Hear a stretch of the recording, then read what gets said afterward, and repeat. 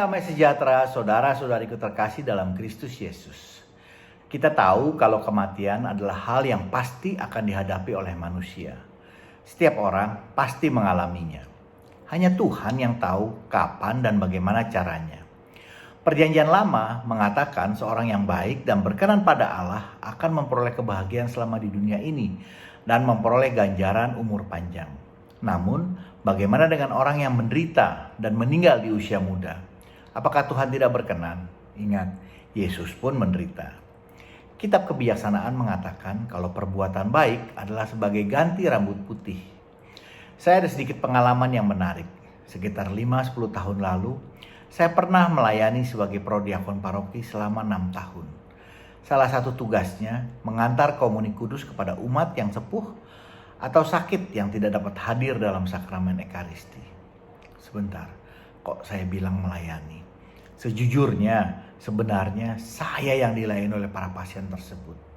Di situ saya belajar arti kehidupan dan menyadari kalau saya pun suatu saat akan seperti mereka.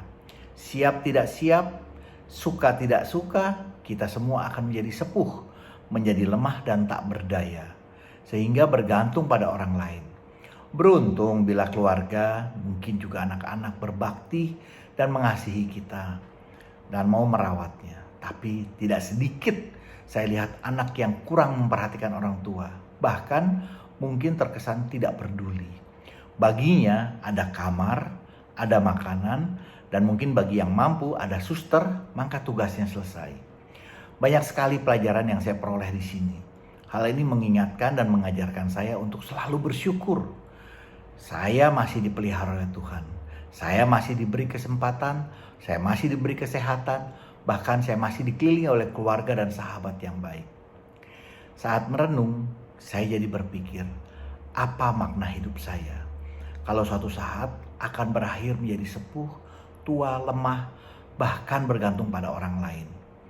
Banyak juga kawan saya yang bilang kalau dia tidak mau umur panjang bila sakit-sakitan atau sudah tidak bisa berbuat apa lagi.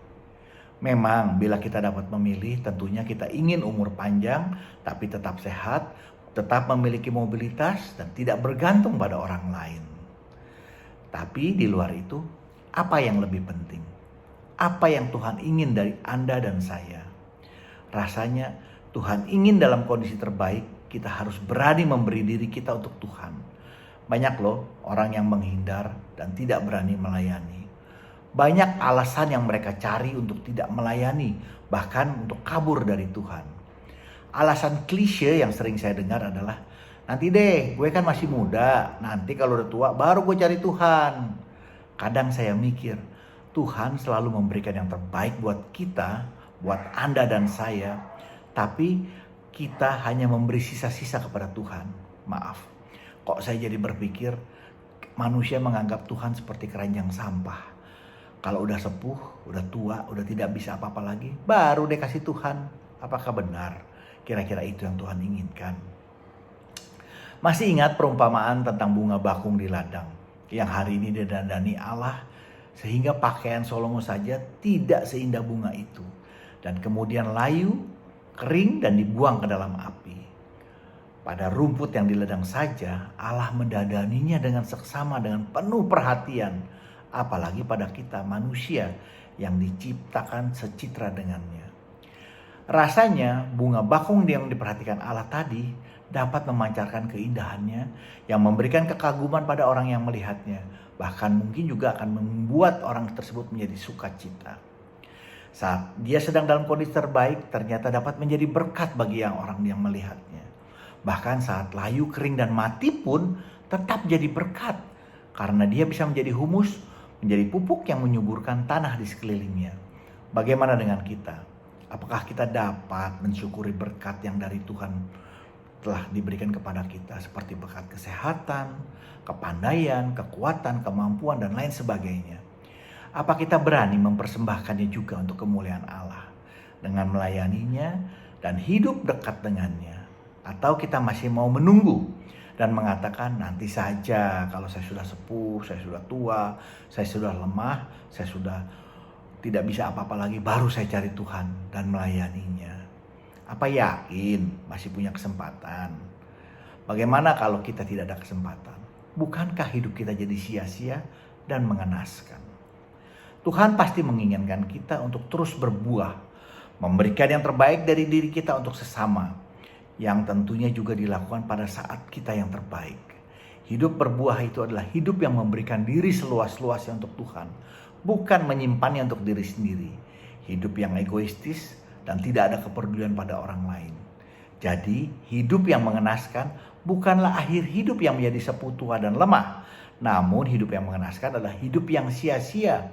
Hidup yang tidak berguna bagi orang lain, orang di sekelilingnya, dan saat sepuh, lemah, dan imobil, bahkan bergantung dan mengharapkan belas kasihan orang lain. Saya jadi teringat lagu, hidup ini adalah kesempatan. Rasanya benar sekali. Hidup adalah sebuah kesempatan. Kesempatan untuk melayani Tuhan. Jangan sia-siakan waktu yang telah Tuhan beri. Hidup ini harus jadi berkat. Melayani Tuhan selagi masih kuat. Agar pada saatnya nanti, saat sudah tidak berdaya lagi, hidup ini sudah menjadi berkat. Siapkah kita semua untuk itu? Atau malah kita bisa one step ahead. Saat tak berdaya lagi, hidup ini masih menjadi berkat. Seperti bunga bakung tadi. Yang sudah layu, kering dan mati, tapi masih bisa menjadi pupuk yang menyuburkan tanah di sekelilingnya. Bila ada masukan, mohon berikan komentar Anda. Jangan lupa like dan subscribe, juga di-share agar kita dapat saling memberkati. Amin. Tuhan Yesus memberkati kita semua.